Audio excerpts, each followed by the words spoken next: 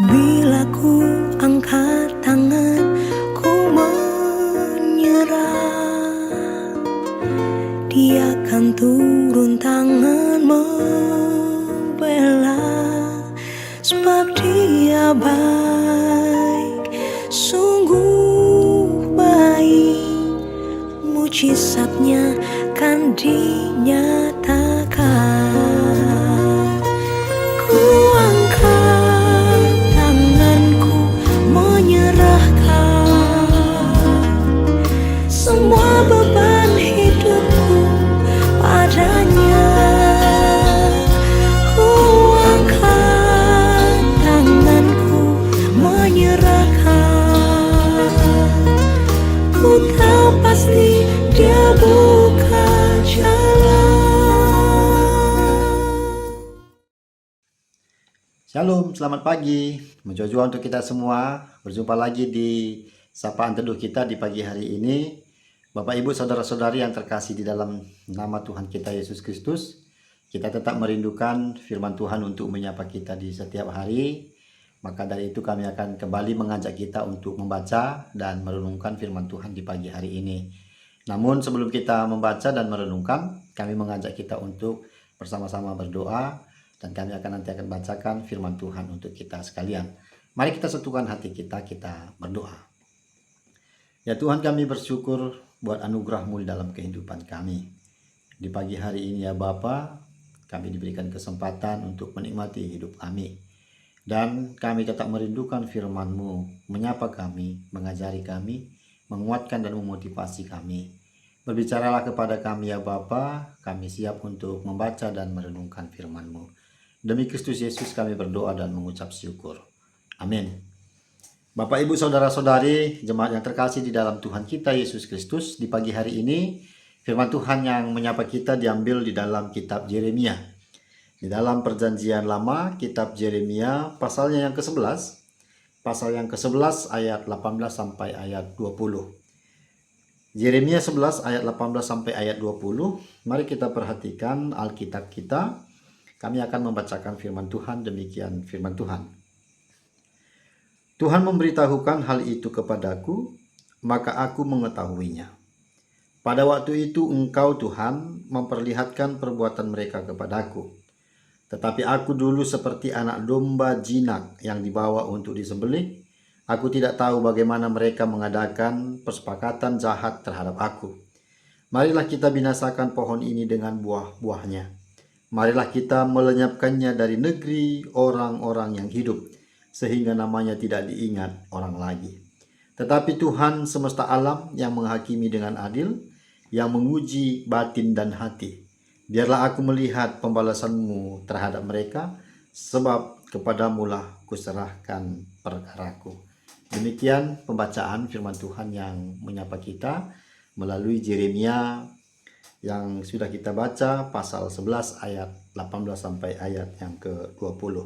Jemaat yang terkasih di dalam Tuhan kita Yesus Kristus, kalau kita melihat dalam tradisi perjanjian lama, istilah nabi merupakan seseorang yang memiliki panggilan untuk mengumumkan kehendak atau keinginan Allah kepada umatnya.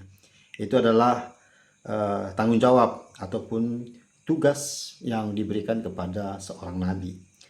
Dalam menjalankan panggilan sebagai seorang nabi, tentu hal-hal yang tidak sesuai dengan hukum Allah, dan ketika terjadi ketidakadilan yang merajalela, para nabi akan dengan sangat keras. Para nabi akan sangat keras mengkritik. Kemudian para nabi juga akan sangat berani untuk mengkritik baik dalam keagamaan, begitu juga dalam sosial, politik, dan juga dalam ekonomi.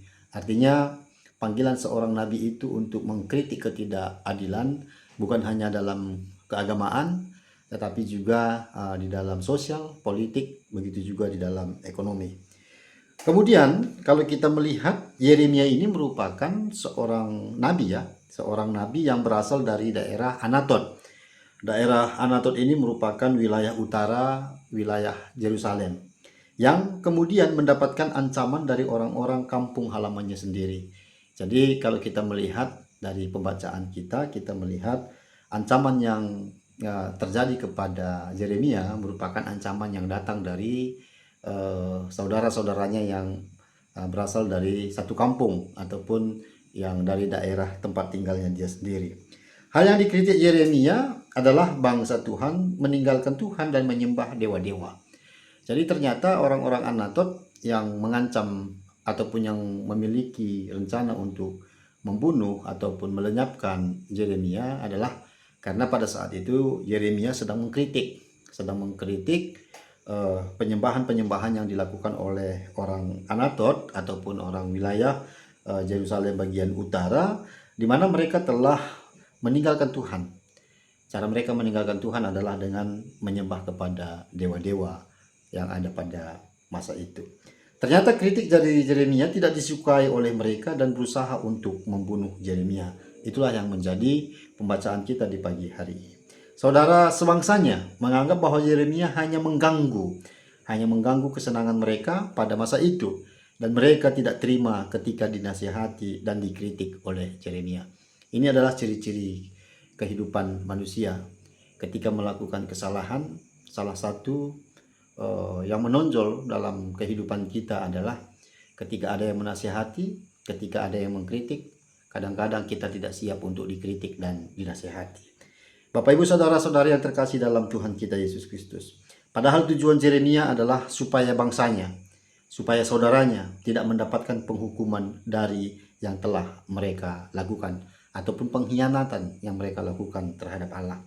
Pergumulan Yeremia ini adalah pergumulan yang menyakitkan, yang melahirkan sakit hati, kekecewaan, dan tentunya rasa sakit.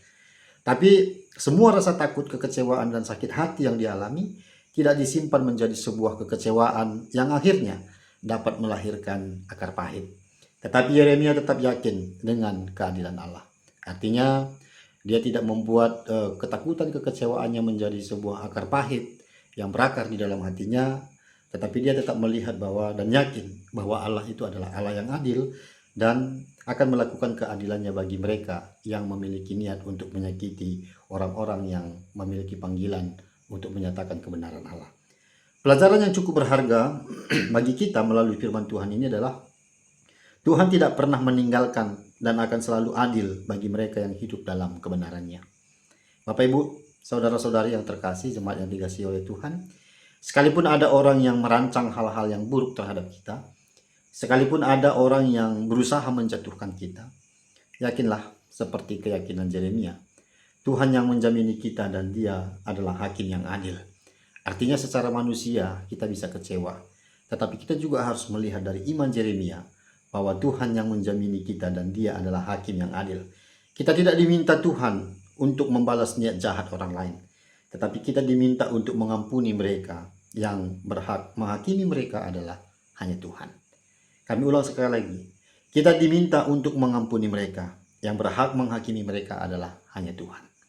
Jemaat yang terkasih dalam Tuhan kita Yesus Kristus, yang perlu selalu untuk kita lakukan adalah hidup memancarkan kebenaran karena kita sudah dibenarkan oleh Kristus.